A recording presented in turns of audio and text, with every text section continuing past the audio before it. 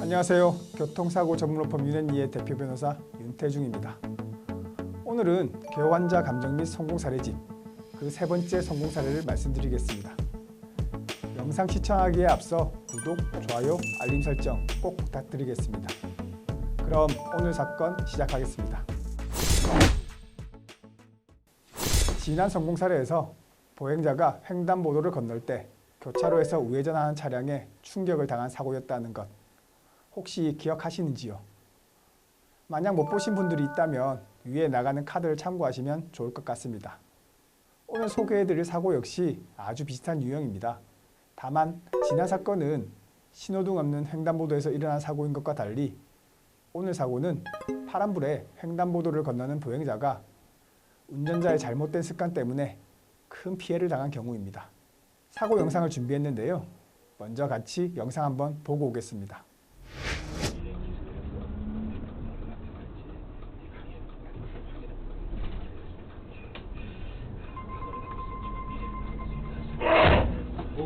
뭐야?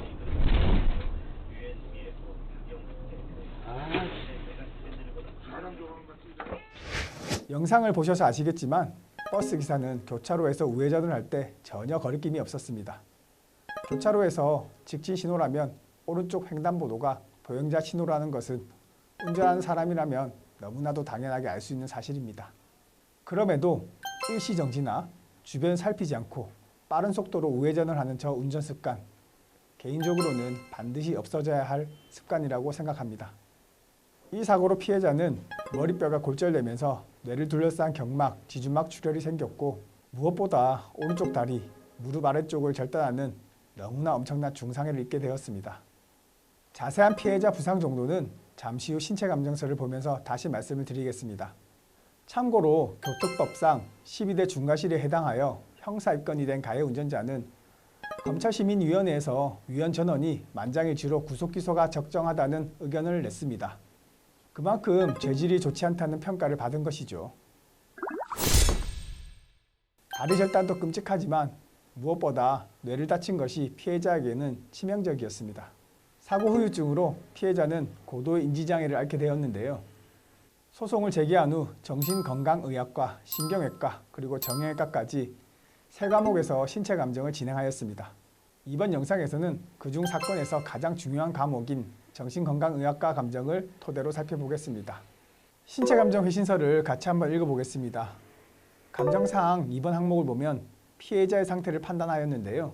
기억력과 집중력이 고도로 떨어지고 중등도로 불안, 우울하며 매사 의욕이 없다고 쓰여 있습니다. 참고로 증상을 평가하는 데 있어 경증, 중등도, 고도로 분류를 하게 됩니다. 용어를 이해하시는 데 도움이 되었으면 합니다. 피해자의 판단력, 문제 해결 능력, 그리고 일상생활 기능 저하 등이 모두 고도로 평가되어 있음을 알 수 있습니다. 그럼 이제 재판부 판단에 중요한 기준이 되는 감정평가 내용을 보겠습니다. 피감정인, 즉 피해자의 병적 증상은 사고 때문이라는 의견을 밝히며 현재 증상은 사고 이전에 피해자가 가지고 있었던 기존 질병과 상관관계가 발견되지 않았다고 언급합니다. 아울러 인지기능 장애 증상은 영구적인 후유증으로 남을 것이라고 합니다. 장애 정도는 맥브라이드 표에 따라 70%로 산정되며 영구적인 인지기능 손상 상태를 보조하기 위하여 보통 성인 남녀 1인의 개호가 필요하다는 판단을 합니다. 마지막으로 여명, 즉 남은 기대 수명은 일반인의 72.6% 정도로 단축이 된다 하여 7.23년 정도로 추정을 하였습니다. 아까도 잠시 말씀드렸지만 다리가 절단된 피해자는 정신건강의학과 외에도 정형외과와 신경외과 등에서 감정을 추가로 실시하였습니다. 그 과목들에서는 IQ 46의 중등도 정신지체 수준, 보호자의 지속적인 보호가 없이는 생활이 어렵고 뇌손상으로 인한 신경인지 기능장애가 있다고 언급하였습니다. 아울러 신경외과적으로 56%의 노동능력 상실, 그리고 다리 절단에 따른 43%의 노동력 상실이 있다고 각각 산정을 하였습니다. 좀 시간이 흐른 사건이다 보니 재판 당시 가동연한이 쟁점이 되었습니다. 가해자 보험사 측은 만 60세를 주장하였습니다. 결과는 당연히 만 65세까지 인정이 되었습니다. 또한 보험사 측은 개호인을 하루 1에서 2시간 정도만 인정해야 된다고 주장을 하였고, 파란불 횡단보도에서 당한 사고임에도 피해자에게 일부 과실이 있다는 주장을 합니다.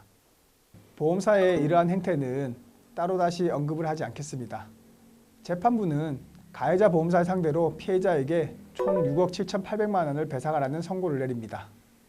이 금액은 소송 과정에서 가해자 측 보험사가 주장한 배상액 2억 5천만 원보다 약 4억 3천만 원 정도를 더 인정받은 액수입니다.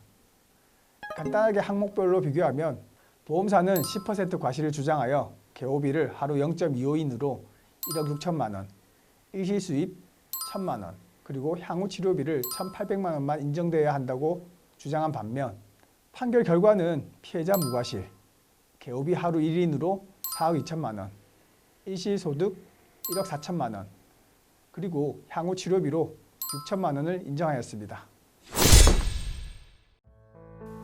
사실 이번 소송의 상대방은 일반 보험사가 아닌 공제조합이었습니다. 교통사고 손해배상 사건에서 공제조합을 만나면 피해자 입장에서는 사실 굉장히 곤혹스럽습니다.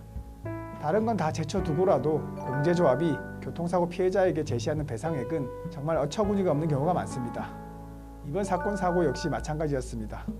또한 공제조합은 자기들의 자문 변호사나 자문 의사를 통하여 배상액을 산정하였다고 하며 피해자가 받아들이든지 아니면 소송하든지 알아서 하라는 식의 행태를 보이기도 합니다. 이 사건 피해자 가족들은 다리가 절단되며 절대적으로 필요한 간병인 비용 때문에 사고가 난 이후에 마음고생을 엄청나게 하였습니다. 공제조합에서는 간병비 지불을 하지 않은 것은 물론 가불도 해주지 않았습니다. 불행 중 다행이라고 할까요? 형사합의를 통해서 받은 금액으로 어느 정도 충당을 하면서 다소나마 버틸 수 있는 시간을 벌었지만 어려운 사정이 크게 개선되기는 힘들었습니다.